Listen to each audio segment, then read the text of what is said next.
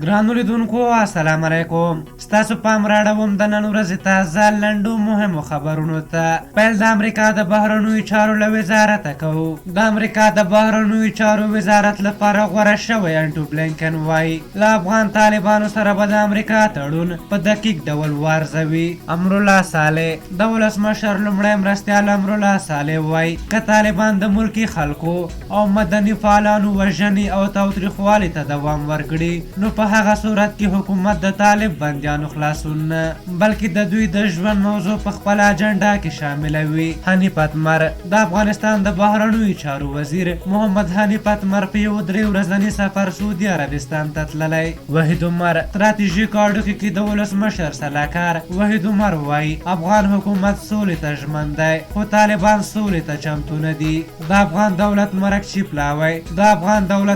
پلاوی ځینې غړو ویلي چې طالبان جدي مذاکراتو ته تمایل نه لري، یوازې په خپله ګټه خبره کوي او عادلانه سولې هېڅ فکر نه لري. د چارو اداره د جمهوري ریاست د چارو ادارې هغه راپورونه رد کړل چې ګڼې دې ادارې یوازې د ترکارۍ رانیولو لپاره د 30 میلیونو ډالرو غوښتنه کړې. یادې ادارې ویلي د تدارکاتو ملي ادارې په 1499 کال کې د جمهوري ریاست 4 واحدونو ته د 2 میلیونو 9 وته افغانیو په ارزښت چې 8,04,283 ډالره کیږي د ترکاریو او سبزۍ قراردادونه کړي.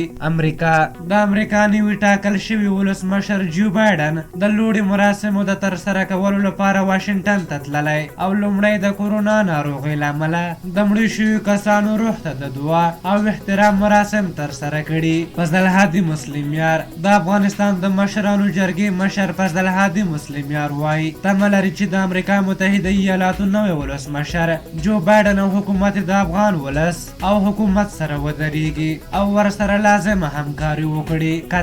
قطر له خلیجي عربي هیوادونو غوښتي چې له ایران سره خبرو اترو ته حاضر شي او وروستی خبر دا دی چې یوه نوې څېړنه ښیي چې که یو شخص د کورونا ناروغۍ تېره کړې وي او یا یې واکسین کړی وي بیا هم د کورونا وایرس په نوې بڼه اخته کېدلی شي. په هر حال دا د نن ورځې تازه لنډ او مهم خبرونه تر بیا چې ستاسو چوپړ ته راځم په لویه بخښونکي خدای مو سپارم. د الله په امان.